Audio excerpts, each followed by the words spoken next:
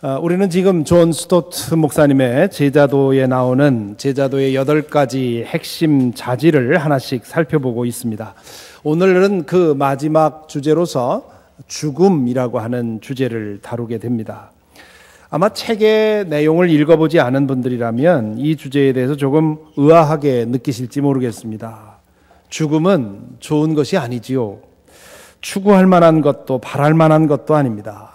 창세기의 첫 3장을 읽어보면 죽음은 하나님의 원래 창조 계획에 없던 것입니다. 그것은 인간의 죄악이 불러온 징벌입니다. 그래서 죽음은 재앙이고 불행이지요. 본인에게만이 아니라 그것을 겪는 그 사랑하는 사람을 보내야 하는 그 주변 사람들에게도 재앙이고 불행입니다. 지난주에도 얼마나 많은 사람들이 사랑하는 사람의 죽음으로 인해서 마음이 깨졌습니까? 우리가 아는 것만 해도 Germanwings 항공사 여객기가 알프스 산에 추락해서 150명의 순위 생명이 한순간에 깨어졌습니다. 이 사건으로 인해서 그 한 사람 한 사람에게 연루된 그 가족들 그리고 아는 사람들 생각해 보면 아마 몇천 명이 이 사건으로 인해서 지금 헤어날 수 없는 슬픔 가운데 있을 것입니다. 그런데 지금 아직도 완전히 밝혀지진 않았지만 이 사고가 부기장의 자살 비행으로 지금 파악이 되고 있어서 앞으로 이 사회가 얼마나 믿을 수 없는 위험천만한 사회인가 그런 것을 걱정하게 됩니다. 지난주 뉴스에 보니까 한국에서는 천안함 사건 5주년을 맞아서 여러 가지 행사가 있었다 하는 소식을 들었습니다. 이 사건으로 인해서 희생된 군인들의 나이가 제 아들 또래입니다. 그 젊은 나이에 아들을 잃고 그 부모들이 겪고 있을 고통은 아마 상상할 수가 없을 것입니다. 오는 4월 16일이 되면 세월호 사건 1주기가 되지요. 그들 중 그 희생된 사람 중에 250명이 학생들입니다. 그들 중 대다수가 지금 알려진 바에 의하면 적어도 몇 시간에서부터 길게는 나흘까지 에어포켓에 의존해서 구조를 기다리면서 물속에서 견뎠다고 하는 거지요. 그러니 그것을 상상하는 그 부모님들의 마음은 얼마나 고통스럽겠습니까? 얼마나 억울하겠습니까? 그런데도 그 과정 속에서 그 사고가 난 것도 어이가 없고 구조 과정도 얼마든지 살릴 수 있었던 사람들을 죽게 만들었고 그리고 그 이후에도 책임지는 사람 없이 흐지부지 유야무야되고 있는 형편이지요. 그래서 이 사건으로 인해서 자녀들을 희생당한 가족들이 세상을 향해서 호소합니다. 제발 잊지만 말아달라고. 지금까지 당한 것도 억울한데 우리 아이들이 이렇게 억울하게 죽음을 당했다고 하는 걸 세상 사람들이 잊으면 더 이상 우리는 견딜 수가 없습니다. 제발 잊지만 말아달라고 그렇게 호소하고 있지요. 죽음이라고 하는 것은 이렇게 사랑하는 사람들에게 참으로 고통스러운 것입니다. 그렇다고 해서 이렇게 이른 시기에 사고로 인해서 얻은 그런 죽음만 아픈 것이 아닙니다. 백수를 다 채우고 그리고 고통 없이 평안히 죽는 죽음이라고 해서 그거는 괜찮습니까? 본인은 물론 여한이 없다고 말씀을 하시지요. 실제로 그러는 분들 많이 봤습니다. 하나님이 나에게 그동안 너무나 선대해 주셨습니다. 나는 아무런 여한이 없고 이제 하나님 품에 갈 날만을 기다리고 있습니다. 이렇게 말씀하시는 분들 그동안에 많이 뵀습니다. 그런데 그렇다 하더라도 역시 남겨진 사람들에게는 그게 아픔이 되는 것입니다. 얼마 전에 97세의 어머님을 하나님께 보내드린 교우가 계신데 얼마나 슬퍼하고 아파하시는지요.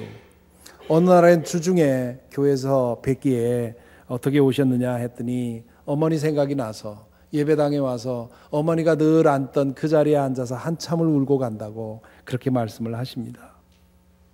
제3자가 볼 때나 호상이라는 게 있지요. 본인이 당했을 때는 어떤 죽음이든 아픈 것이고 힘겨운 것이고 슬픈 것입니다. 죽음이 이런 것인데 존 스토트 목사님은 그러면 왜 이 죽음을 제자도의 핵심 자질 안에 넣었겠습니까? 여기에는 적어도 2가지 이유가 있습니다. 첫째 이유는 죽음이 끝이 아니라고 하는 믿음 때문입니다. 우리가 죽음을 두려워하고 싫어하고 아파하는 이유는 그것으로 모든 것이 끝난다고 생각을 하기 때문입니다. 하지만 예수 그리스도를 믿는 사람에게는 죽음이 다르게 보입니다. 왜? 그리고 어떻게 달라 보입니까? 예수 그리스도를 믿는다는 말은 가장 먼저 그분이 죽은 자들 가운데서 부활하셨음을 믿는 것입니다. 부활했다고 하는 것을 믿는 것은 이상한 일이 예수님에게 일어났다고 하는 것을 인정하는 정도가 아닙니다. 부활을 믿는다는 말은 죽음이 끝이 아니구나 하는 것을 예수님의 사건을 통해서 깨닫는 것입니다. 부활을 믿기 이전까지는 죽음이라고 하는 것이 스탑 버튼이 돼서 그 버튼이 눌러지면 영원히 스탑 버튼을 누른 채로 있는 줄로 알았습니다. 그런데 예수님에게서 처음으로 그 스탑 버튼이 끝이 아니고 다시 플레이 버튼이 눌려졌다고 하는 사실을 우리는 확인하게 되는 것이지요. 부활 후에 예수님은 제자들과 함께 40일 동안 함께 지내시지요.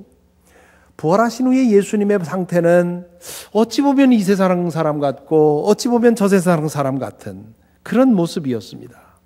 때로는 제자들과 함께 음식을 드신 것을 보면 이 세상 사람인 것 같고, 또 어떤 때는 꼭꼭 걸어 잠근 그 방 안으로 호련히 나타났다가 호련히 사라지십니다. 그걸 보면 우리랑은 다른 존재인 것을 알게 되지요. 제자들은 이러한 부활하신 주님을 40일 동안 이런저런 경험을 통해서 주님을 만나가면서 세상을 달리 보게 된 것입니다. 그전에는 눈에 보이고 손에 만져지는 것이 전부라고 생각을 했는데, 이 육신의 생명이 끝나면 그냥 끝나는 것인 줄 알았는데, 부활하신 주님을 거듭거듭 만나고 보니까 그것 외에도 더 큰 세상이 있다고 하는 것. 눈에 보이지 않고 손에 만져지지 않는 이 육신의 죽음으로 끝나지 않는 그런 세상이 있다고 하는 것을 부활하신 주님을 만나면서 제자들이 믿게 된 것입니다. 그리고 그 세상이 우리에게도, 예수를 믿는 사람들에게도 그 세상이 열렸다고 믿은 것이지요. 그래서 바울 사도는 예수님을 가리켜서 부활의 첫 열매라 그렇게 말합니다. 고린도전서 15장 20절에 보면, 그러나 이제 그리스도께서는 죽은 사람들 가운데서 살아나셔서 잠든 사람들의 첫 열매가 되셨습니다. 요즘처럼 나무를 직접 길러본 사람들이 거의 없는 도시민들은 지금 이 비유를 알지 못합니다. 그래도 직접 나무를 사다가, 과일나무를 사다가 고이고이 길러가면서 몇 년 동안 기르고서 거기서 첫 열매를 따는 그런 경험을 해본 사람이어야 이게 무슨 말인지 알지요. 첫 열매가 뭡니까? 앞으로 이 나무를 통해서 계속 매년 열매를 얻을 것이라고 하는 보증입니다. 예수께서 첫 열매가 되셨다고 하는 것은 예수님에게 일어난 일이 그분을 믿는 사람들에게도 일어날 것이라고 하는 보증이라는 말입니다. 증거라는 말입니다. 그래서 사도가 계속해서 이렇게 말하지요. 한 사람으로 말미암아 죽음이 들어왔으니 또한 한 사람으로 말미암아 죽은 사람의 부활도 옵니다. 아담 안에서 모든 사람이 죽은 것과 같이 그리스도 안에서 모든 사람이 살아나게 될 것입니다. 그러나 각각 제 차례대로 그렇게 될 것입니다. 첫째는 첫 열매이신 그리스도요, 그 다음은 그리스도께서 재림하실 때에 그리스도께 속한 사람들입니다. 십자가에 달려 죽으시고 무덤에 장사된 예수님에게 일어난 그 일이 그분을 믿는 사람들에게도 일어날 것이라 그런 얘기입니다. 무덤이 우리의 최종 목적지가 아닐 것이고 죽음이 우리의 마지막 멈춤, 스탑 버튼이 아니라는 것입니다. 죽음을 통해 우리로서는 지금 알지 못하는 그런 세상으로, 그런 상태로 옮겨가는 것이라고 하는 것, 그것을 제자들이 이 부활하신 주님을 통해서 믿게 된 것이지요. 그래서 바울 사도가 이렇게 말합니다. 그리스도 안에서 우리가 바라는 것이 이 세상에만 해당하는 것이라면 우리는 모든 사람 가운데서 가장 불쌍한 사람일 것입니다. 왜 이렇게 말했습니까? 바울 사도는 부활하신 주님을 만나기 전에 그는 많은 것을 가졌던 사람입니다. 그 많은 것들을 다 내려놓고 바울 사도는 나머지 인생을 복음을 전하는 일을 위해서 목숨을 내놓고 살았습니다. 그가 왜 이렇게 살았습니까? 다른 것을 본 것입니다. 세상 사람 과거에는 보지 못한 것을 보았기 때문에 그것이 너무도 영원하고 참되기 때문에 그것을 위해서 다른 모든 것을 다 바친 것이지요. 그렇기 때문에 이 말을 하는 겁니다. 만일에 예수가 부활한 게 거짓이고 그리고 정말 우리가 바랄 것이 이 세상 것들밖에 없다면 나는 가장 불행한 사람이다. 존 스토트 목사님도 이와 같은 믿음에 서 있었습니다. 그렇기 때문에 그는 그에게 있어서 죽음은 공포스러운 것도 아니었고 혐오스러운 것도 아니었습니다. 부활을 믿기에 하나님 나라에 눈뜬 사람에게 죽음은 새로운 세상으로 들어가는 과정입니다. 물론 인간적인 정으로는 몇십 년 혹은 몇 년 더 이상 보지 못하는 것 때문에 애석하고 서운하고 슬픕니다. 하지만 그것과는 지금 우리가 이 세상에서는 경험하는 것과는 비교할 수 없는 영원하고 참되고 복된 세상이 기다리고 있다는 것이지요. 부활을 믿는 사람이라면 바울 사도가 빌립보서에서 한 고백처럼 고백할 수 있어야 합니다. 나에게는 사는 것이 그리스도이니 죽는 것도 유익합니다. 내 사는 목적이, 내 사는 이유가, 내 사는 모든 이유가 예수 그리스도이기 때문에 그분과 완전하게 연합하는 죽음은 나에게 있어서 재앙이 아니라 오히려 행복입니다. 사실 뒤에 나오는 말씀을 계속 읽어보면 바울이 정말 하고 싶었던 말은 나에게는 사는 것이 그리스도이니 죽는 것이 나에게 더 낫습니다. 다만 지금 내가 해야 할 일이 있기 때문에 여기 사는 것이지 나는 그리스도와 연합하는 그것이 더 좋습니다. 그렇게 고백한 것입니다. 예수 그리스도를 진실하게 믿는 믿음이 없이는 이런 고백할 수 없지요. 저는 지난 2달 동안 5분의 장례식을 섬겼습니다. 작년 8월부터 6개월 가까이 넘게 장례식이 한 번도 없어서 와, 하나님이 나에게 은혜를 주시는구나 했는데 이렇게 한꺼번에 부어주실 줄은 몰랐습니다. 주보를 만드는 분한테 앞으로 6개월 동안 장례식 안 하겠다고 쓰라고 했는데 안 썼어요. 안 하겠습니다. 앞으로 6개월 동안 알아서 하십시오. 사순절 기간 내내 저는 죽음에 대해서 생각을 하고 살았습니다. 저 서부에 가면 데스 밸리라고 하는 게 있지요. 죽음의 계곡. 거기 가본 적이 있는데 그 계곡을 다시 걷는 것 같은 그런 시간이었습니다. 사순절을 제대로 보낸 거지요. 사순절은 희생과 죽음을 생각하는 시간이기 때문에 그렇습니다. 이 죽음의 계곡을 걸으면서 다시 한번 확인한 사실은 죽음에는 정해진 순서도 없고 예상할 수도 없다는 것이지요. 물론 이거 너무 쉬운 얘기인데 5번이나 연거푸 예상도 안 했던 죽음을 만나다 보니까 이 진실이 너무도 새롭게 느껴졌습니다. 이번에 떠나보낸 교우들은 다들 병을 앓고 계셨지요. 그렇지만 이렇게 빨리 가실 줄은 몰랐습니다. 죽음에는 순서도 없고 예고도 없다는 사실을 다시 한번 확인하면서 그렇다면 매일매일 언제라도 죽음을 맞이할 수 있는 그런 믿음의 준비를 하고 사는 것이 얼마나 중요한지를 확인하게 되었습니다. 죽음에 대해서 준비하는 건 여러 가지가 있지요. 우리 고 최영자 권사님은 살아생전에 당신이 입을 수의를 고 분홍색으로 곱게 바느질을 해서 만들어 놓으셨습니다. 하얀 버선, 몇 년 만에 버선을 봤는지 모릅니다. 당신이 신으실 하얀 버선도 준비해 놓으셨고요. 또 장례식에 부를 찬성위의 모든 걸 다 준비해 놓으셨습니다. 그런 준비도 참 좋지요. 그렇게 해놓으면 이제 일이 일어났을 때 자녀들이 경황 없이 행동하지 않고 잘 준비할 수 있습니다. 그래서 그런 것도 중요한데 그보다 더 중요한 준비는 하나님에게 갈 준비. 죽음이 마지막이 되지 않게 하고 죽음이 재앙이 되지 않게 하는 그런 준비였습니다. 죽음의 순간에 아무런 두려움 없이 이웃집 가듯 하나님의 친절한 팔에 안길 그런 준비입니다. 그 준비는 예수 그리스도를 믿는 믿음으로써 가장 확실하게 할 수 있습니다. 오래전에 제 사무실에 아침에 전화가 걸려왔습니다. 낯선 사람인데 자기 자신을 우리 교회 다니는 누구누구의 아들이라고 자기를 소개했습니다. 그러면서 내가 지금 전화드린 것은 다름이 아니고 우리 아버지가 최근에 굉장히 육신적으로 연약해지셨는데 그래서 언제 가실지 알 수가 없는데, 그런데 안타까운 것은 아버님이 교회는 나가시지만 친구 보러 나가고 그저 한가한 그 취미 생활처럼 그렇게 나가시는 것 같다고. 그래서 지금 아버지가 돌아가시면 하나님 품에 안겼다고 하는 확신을 내가 못 얻을 것 같다고. 그러니 우리 아버지를 위해서 좀 도와달라고 저에게 부탁을 하셨습니다. 혹시 내 아들이 그런 거 아닐까? 전화해서 묻지 마시기 바랍니다. 정말 물어야 할 것은 자기 자신입니다. 나에게 정말 그런 믿음이 있는가? 내 장례식을 집전하는 목사가 아무런 의심 없이 하나님의 품에 안긴 것을 얘기할 수 있는 그런 믿음을 가지고 매일매일 사는가? 이거 꼭 물어봐야 할 질문입니다. 둘째로 존 스토트는 죽음이라는 말을 여기서 하나의 은유로, 메타포로 사용하고 있습니다.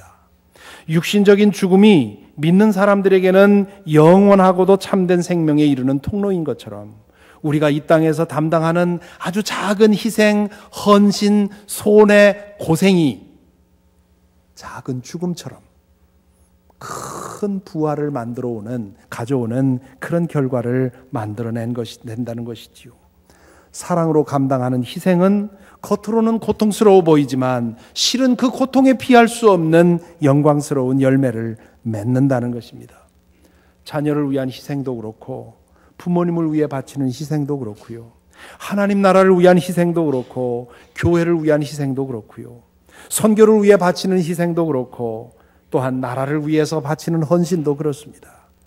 그것은 말 그대로 때로는 정말 말 그대로 손해고 희생이고 고난인데요. 그런데 그것을 통해서 놀라운 열매가 맺어진다는 거지요. 그 진실을 예수님은 이미 요한복음에서 이렇게 말씀하신 적이 있습니다. 내가 진정으로 너희에게 말한다. 밀알 하나가 땅에 떨어져서 죽지 않으면 한 알 그대로 있고 죽으면 열매를 많이 맺는다. 여기서 예수님은 당신 자신의 죽음을 생각하면서 이 말씀을 하셨습니다. 그래서 예수님은 당신의 죽음을 내다보면서 내가 죽고 나면 하나님의 품에 안기리라 얼마나 좋은가 그 생각한 것이 아니라 내가 죽는 이 죽음을 통해서 많은 사람들이 하나님을 알게 되고 하나님 앞으로 돌아와 참된 생명을 얻을 것이라고 하는 그 사실을 바라보면서 기뻐하고 감사하신 것이지요. 이것도 역시 보이지 않는 세계를 보지 않으면 결코 가질 수 없는 그런 생각입니다. 믿음을 가진다는 말은 이렇게 진리의 역설을 깨닫고 믿고 행하는 것입니다. 믿음의 진리는 때때로 모순적이고 역설적입니다. 왜냐하면 세상 사람들이 믿는 것은 보이는 것뿐입니다. 그렇기 때문에 물질이 전부라고 믿고 우리 육신이 전부라고 믿고 이 세상이 전부라고 믿기 때문에 이 눈에 보이는 것에 따라서 판단하고 선택하게 되어 있지요. 하나 더하기 하나는 둘밖에 될 수 없다고 생각을 합니다. 목숨이 다해서 죽으면 없어지는 것이라고 생각을 하고요. 내 손에서 잃어버리면 나에게 손해일 뿐이라고 생각을 합니다. 지금 내 육신이 고통스러우면 그거는 손해라고 생각을 합니다. 그러므로 가장 좋은 것은 할 수 있는 대로 가지고 할 수 있는 대로 행복하게 사는 것이 장땡이라고 생각을 하는 것이지요. 믿음을 가지고 나면 보이지 않던 것이 보이기 시작을 합니다. 눈에 보이는 것이 전부가 아닌 것을 알게 됩니다. 아니, 눈에 보이지 않는 것이 더 영원하고 더 참되다는 것을 알게 됩니다. 그러므로 이 땅에서 즐기는 것이 다가 아닌 것을 알게 되지요. 이 세상은 우연과 사고의 연속이 아니라 하나님의 섭리 가운데 있음을 믿습니다. 그렇기 때문에 하나님이 바로잡아 주시고 하나님이 온전하게 해주실 것을 믿고 때로는 손해도 보고 양보도 하고 자신의 물질을 내놓기도 하고 억울함을 감수하고 견디기도 하는 것이지요. 자신을 낮추는 것이 오히려 높아지는 것이라고 하는, 섬기는 것이 오히려 다스리는 것이라고 하는, 죽는 것이 오히려 사는 것이라는 진리를 확인하게 되는 것입니다. 그래서 때로 진짜로 믿는 사람들은 이 세상과는 다른 방향으로, 반대 방향으로 가게 되는 경우가 있는 것이지요. 몇 년 전에 한국의 어느 초대형 교회 목사님에게 문제가 생겼지요. 그분의 박사학위 논문이 표절되었다 해서 한참 시끄러웠습니다. 그분이 처음에는 그렇지 않다고 부정하다가 나중에는 시인하고 6개월 동안 자숙기간을 가졌습니다. 그러는 과정에 한국교회의 양심이라고 불리는 손봉호 교수님, 장로님이시지요. 그 손봉호 교수님이 인터넷에 이 문제에 대해서 글을 쓰셨어요. 그 글의 제목이 뭐였냐면 죽었으면 살았을 것을. 죽었으면 살았을 것을. 그러면서 그 글에서 뭐라고 하느냐 하면 그분이 문제되는 즉시로 그것을 인정하고 목회직을 사임하고 그리고는 진실하게 회개하는 마음으로 오지에 가서 몇 년 동안 봉사하면서 선교를 하면서 그러면서 자숙하는 시간을 가졌으면 하나님께서 그를 화려하게 회복시켜 주실 것이고 또한 그를 통해서 한국교회가 얼마나 크게 회복이 됐을 거냐. 그러면서 마지막에 손 교수님이 이렇게 쓰셨습니다. 안타깝게도 정말 너무도 안타깝게도 그분에게는 그만한 믿음이 없었다. 믿음은 이 역설적인 진리를 얼마나 믿고 실천할 수 있느냐에 따라서 그 믿음의 정도가 판단이 되는 것이지요. 예수님을 주님으로 영접한다고 고백하는 거 어쩌면 쉬운 일일 수 있습니다. 교회 다니는 거 그것도 쉬운 일일 수 있습니다. 하지만 하나님의 뜻이라고 판단이 될 때 하나님께서 다스리시고 하나님께서 바로잡아 주실 것을 믿었을 때 미련 없이 포기하고 내려놓고 물러서고 낮아지는 것 쉽지 않은 일입니다. 하나님을 진실로 믿어야만 그리고 보이지 않는 세계를 믿어야만 그럴 수 있습니다. 그 믿음이 자라갈 때 우리는 예수님처럼 때가 왔을 때 죽음 앞에서 두려워하지 않고 나가게 될 것입니다. 존 스토트 목사님의 책의 8장에 보면 거기에 여러 사람의 예가 나와 있습니다. 그 중에 한 분이 조세프 톤 목사입니다. 그는 루마니아에서 활동했던 침례교 목사인데요. 그는 극악무도한 그 차우체스쿠 그 통치 시절에 그곳에서 복음을 전했던 사람입니다. 그가 하는 일과 그가 하는 말이 이 불의한 정권에 자꾸 이제 그 문제가 되자 비밀 경찰이 그를 찾아와서 위협을 하지요. 당신 그러다 죽는다. 침묵해라. 더 이상 말하지 마라. 그랬을 때 그 비밀 경찰에게 이 조세프 톤이 이렇게 말했다 그러죠. 당신의 최대 무기는 나를 죽이는 것이지만 나의 최대 무기는 죽는 겁니다. 나를 죽여보십시오. 더 많은 사람들이 일어나서 당신들을 괴롭힐 겁니다. 그렇게 얘기를 했다죠. 저는 이 문장 앞에서 더 이상 진행하지 못하고 한참 있었습니다. 하나님 나라를 믿고 하나님을 믿고 하나님의 영원한 나라를 믿는 견고한 믿음이 없다면 이 무서운 협박 앞에서 이렇게 말할 수 있겠습니까? 정말 믿는 사람이지요. 오늘 우리는 종려주일을 지키고 있습니다. 예수께서 갈릴리에서의 모든 활동을 마치고 예루살렘으로 들어오신 날을 기념하는 날이지요. 오늘부터 이제 고난주간이 시작이 됩니다. 오늘 컬럼에 쓴 것처럼 이 고난주간에 금식하면서 특히 우리 주변에 고난받는 사람 얼마나 많습니까? 그분들을 위해 우리 몸으로 기도하는 마음으로 한두 끼라도 금식하며 기도하며 지낼 수 있게 되기를 바랍니다. 예수님은 예루살렘 동편에 있는 골든 게이트, 금문이라고 하는 군문을 통해서 들어오셨는데요. 유대인들은 바로 그 문을 통해서 메시아가 오실 것이라고 기대했습니다. 그렇기 때문에 스스로 좀 자기 자신이 어떤 중요성을 가지고 있다는 사람들은 주로 그 금문을 통해서 들어오셨는데요. 예수님이 여기 들어오실 때 아주 이상한 일을 하셨습니다. 새끼 나귀를 타고 들어오신 것이지요. 아마도 예수님을 메시아로 여기고 있던 사람들의 눈에는 그게 이상해 보이지 않았을 것입니다. 뭐 하나에 사로잡히면 다른 거 보이지 않게 마련이지요. 그런데 예수님이 누구신지 몰랐던 사람들은 그 모습을 보면서 헛웃음을 쳤을 것입니다. 다 큰 나귀도 성인 남자가 타면 이게 뭔가 우스꽝스러워 보이는 그런 모습이었을 것입니다.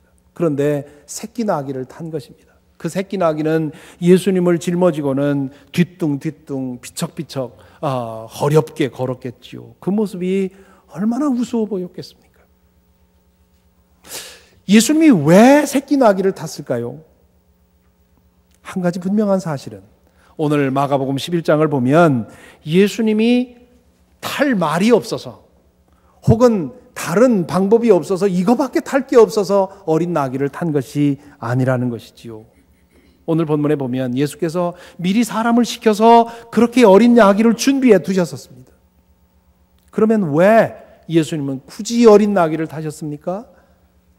예수님의 제자였던 요한은 그 이유를 정확히 알았습니다. 그래서 이 대목을 기록하는 부분에 스가랴 9장 9절을 인용하지요. 시온에 따라 두려워하지 말아라. 보아라, 내 임금이 어린 나귀를 타고 오신다. 말은 전투, 전쟁을 위한 동물이고요. 나귀는 노동을 위한 동물입니다. 인간을 위해 고되게 일만 하는 것이 나귀지요. 그래서 나귀는 순종과 겸손을 상징합니다. 하나님께서는 예언자 스가랴를 통해서 장차 오실 메시아는 군마를 타고 총칼을 가지고 와서 너희들을 다스리는 그런 임금이 아니라 장차 오실 메시아는 나귀를 타고 와서 섬기고 희생하고 목숨을 다 주기까지 섬겨서 왕이 될 것이라고 하는 것을 예언하신 것입니다. 예수님은 바로 그 예언이 당신에게서 이루어질 것을 알고 새끼 나귀를 타고 들어오신 것이지요. 예수님이 이 문을 들어오시기 전에, 이 사건이 있기 전에, 며칠 전에 그 금문에서 어마어마한 행렬이 지나갔습니다. 빌라도 총독이 군마를 타고 전차를 대동하고 그리고는 수많은 군인들을 이끌고 휘황찬란하게 그 문을 들어갔을 것입니다. 당시에 유대 총독은 저 지중해 연안에 있는 가이사레라고 하는 아주 좋은 도시에 살고 있었습니다. 그러다가 이제 축제 때가 되면 예루살렘으로 군대를 이끌고 들어오지요. 왜냐하면 이 축제 때가 되면 이 유대인들이 그 반란을 일으킬 가능성이 있기 때문에 그렇게 시위를 하는 겁니다. 그러면서 메시지를 던지는 거지요. 이 제사만 드리고 가라. 조금이라도 소요가 있으면 이 군대가 너희들을 쓸어버릴 거다. 조심해라 하는 메시지를 전달한 것입니다.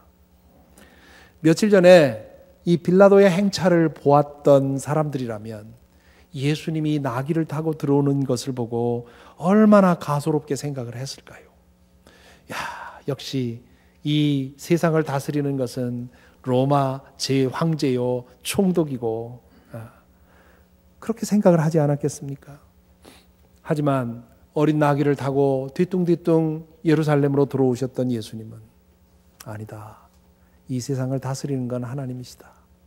군사가 힘으로 세상을 다스리는 것이 아니라 사랑으로 섬김으로 다스리는 것이다. 그런 생각을 하면서 나귀를 타고 들어오신 것이지요. 예수께서 예루살렘으로 오실 때 제자 중에 두 사람이 예수님에게 부탁을 하지요. 당신의 나라가 오면 우리 형제를 가장 높은 자리에 세워주십시오. 그러자 예수님이 그 제자들에게 뭐라고 하십니까? 너희 가운데 누구든지 위대하게 되고자 하는 사람은 너희를 섬기는 사람이 되어야 하고 너희 가운데서 누구든지 으뜸이 되고자 하는 사람은 모든 사람의 종이 되어야 한다. 인자는 섬김을 받으러 온 것이 아니라 섬기러 왔으며 많은 사람을 구원하기 위하여 치를 몸값으로 자기 목숨을 내주러 왔다. 당시에 그 누구도 메시아가 어린 나귀를 탄 그런 우스꽝스러운 모습으로 예루살렘에 오실 것이고 그리고 수많은 권력자들에게 무참히 조롱당하고 무시당하고 모욕당하고 그리고 십자가에 달려 죽게 되리라고 아무도 생각해 본 적이 없습니다. 왜냐하면 하나님을 믿는다고 하면서도 여전히 눈에 보이는 것만 보고 판단했기 때문입니다. 예수님은 하나님을 분명하게 믿으셨고 하나님 나라를 보셨습니다. 그렇기 때문에 하나님의 뜻이라면 죽는 길도 마다하지 않고 가게 되신 것이지요. 이렇듯 우리 복음의 진리는 역설적이고 모순적인 것이지요. 이번 이 사순절 기간 동안에 저는 여러 가지로 장례식뿐만 아니라 여러 가지로 많은 생각을 하게 하는 그런 그 은혜를 받았습니다. 그 중에 하나가 이미 아시는 분 아시겠습니다마는 니카라구아의 전고 선교사님 모함을 받아서 감옥에 갇히는 그런 불상사가 있었습니다. 4월 17일 날 이제 재판이 이루어질 텐데 여러분 기도해 주시기를 바랍니다. 지금 그 나라의 법이 그 죄인으로 밝혀지든 안 밝혀지든 일단 제일에 가두어 놓고 그 재판할 때까지 기다린다고 하니 말이죠. 그 좁은 감방에 수많은 사람들이 함께 살아가는 그런 상황에서 지금 고역을 치르고 있습니다. 저는 이 사건이 발생한 날로부터 그분을 위해서 중보하면서 두 가지를 생각하게 되었습니다. 첫째는 그분이 지금 당하고 있는 그 고난이 바울 사도가 말한 그리스도의 남은 고난을 채우는 것이라 하는 사실이지요. 바울 사도가 골로새서 1장 24절에서 이런 말씀을 하셨습니다. 이제 나는 여러분을 위하여 고난을 받는 것을 기쁘게 여기고 있으며 그리스도의 남은 고난을 그분의 몸 곧 교회를 위하여 내 육신으로 채워가고 있습니다. 하나님께서 정구 선교사님의 그 고난을 귀하게 사용하셔서 지금으로서는 우리가 상상할 수 없는 그런 일을 이루어내실 것을 믿습니다. 선교사님 자신도 면회오는 가족들에게 나 위해서 걱정하지 말라고, 내가 그동안 교인들에게 환난 중에 기뻐하라고 수없이 설교했는데 나 지금 그거 프랙티스 하는 중이라고, 환난 중에 기뻐하는 거 프랙티스 하고 있으니 걱정하지 말라고 그렇게 말씀을 하신다지요. 어찌 걱정이 안 되겠습니까? 그러나 부활을 믿기 때문에 보이지 않는 하나님 나라를 아는 사람이라면 육신에 일어나는 일이 전부가 아닌 것, 우리 눈에 보이는 일이 전부가 아니라는 것, 하나님께서 결국 모든 것을 바로 잡으시고 아름답게 만드시리라고 하는 믿음을 가지고 볼 수가 있습니다. 이분을 위해서 기도하면서 저에게 생기는 또 하나의 생각은, 이분을 위해 기도하면서 저 자신에게 닥쳐오는 그 질문을 피할 수가 없습니다. 너는 무엇으로 그리스도의 남은 고난을 채우고 있는가? 너는 무엇으로 죽고 있는가? 너에게는 그리스도의 상처가 무엇이 있는가? 이 질문 앞에 설 때마다 저는 아주 작아집니다. 부끄러워집니다. 그렇다고 해서 없는 고난을 일부러 만들어내자는 것은 아닙니다. 다만 죽어서 사는 십자가의 진리를 내 삶 속에 작게라도 실천하고 있는지를 스스로에게 묻는 것이지요. 오늘 저는 이 질문을 여러분 모두에게도 던지고 싶습니다. 왜냐하면 이 질문은 목사나 선교사에게만 해당하는 질문이 아니기 때문입니다. 예수 그리스도의 십자가의 은혜를 아는 사람이라면 또한 우리도 우리의 십자가를 지고 걸어가야 합니다. 존 스토트 목사님이 죽음을 제자도의 핵심 자질 중에 하나로 포함시킨 이유가 바로 여기에 있다고 보는 것이지요. 여러분에게는 과연 이 죽음이 있습니까? 아주 사소하게라도 십자가의 흔적이 여러분에게 있습니까? 바울 사도는 내 몸에 그리스도의 상처가 있다, 그렇게 말을 했는데요. 우리에게는 그런 것이 있습니까? 죽어서 사는 진리를 믿기에 기쁨으로 감당하는 희생과 헌신과 수고와 손해가 여러분에게는 있습니까? 바울 사도는 이 역설의 진리를 굳게 믿고 살아갔기 때문에 그가 편지 한 곳에서 이렇게 고백한 적이 있습니다. 우리는 속이는 사람 같으나 진실하고 이름 없는 그 사람 같으나 유명하고 죽는 사람 같으나 보십시오 살아 있습니다. 징벌을 받는 사람 같으나 죽임을 당하는 데까지는 이르지 않고 근심하는 사람 같으나 항상 기뻐하고 가난한 사람 같으나 많은 사람을 부요하게 하고 아무것도 가지지 않은 사람 같으나 모든 것을 가진 사람입니다. 세상적으로 볼 때, 물질적으로 볼 때 나한테 있는 것은 불행밖에 없지만, 그러나 하나님 나라의 빛으로 볼 때 그것은 불행이 아니라 행복이라고 하는 이런 고백을 하고 있는 것이지요. 만일에 우리가 예수를 믿는다고 하면서도 눈에 보이는 것을 전부로 알고 산다면 우리는 우리에게서 고백은 뒤집어질 것입니다. 이렇게 고백하겠지요. 우리는 다 아는 줄 알았으나 아무것도 몰랐고 의미 있게 산 것 같았으나 무의미했고 사는 것처럼 산다고 했으나 실은 죽어 있었습니다. 즐긴다고 했으나 자신을 괴롭히며 살았고 항상 기뻐하는 것 같으나 늘 불안했고 다 가진 것 같았으나 실은 아무것도 가지지 못했습니다. 이것이 우리 고백이 된다면 우리는 정말 불쌍한 사람일 것입니다. 부디 저와 여러분 우리 모두가 군마를 타고 예루살렘에 들어온 빌라도의 추종자가 아니라 새끼 나귀를 타고 초라하고 우스꽝스러운 모습으로 들어가신 그 예수님의 제자로서 계속 살아갈 수 있게 되기를 간절히 기원합니다. 기도하겠습니다. 이 시간 잠시 묵상하십시다. 오늘 말씀을 통해서 두 가지의 질문이 우리 앞에 던져졌습니다. 나는 과연 지금 내 삶의 마지막이 온다면 하나님을 만날 준비가 되어 있는가?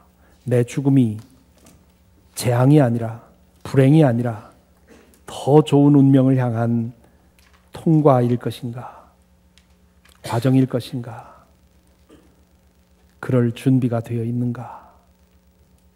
또 하나는 그렇게 믿는다면 나는 살아가면서 무엇으로 그리스도의 남은 고난을 채우고 있는가? 내 안에 십자가가 있는가? 나는 무엇으로 죽고 있는가? 이 두 질문 앞에 서서 성령께서 여러분 각자의 마음에 주시는 음성에 귀 기울이시기 바랍니다.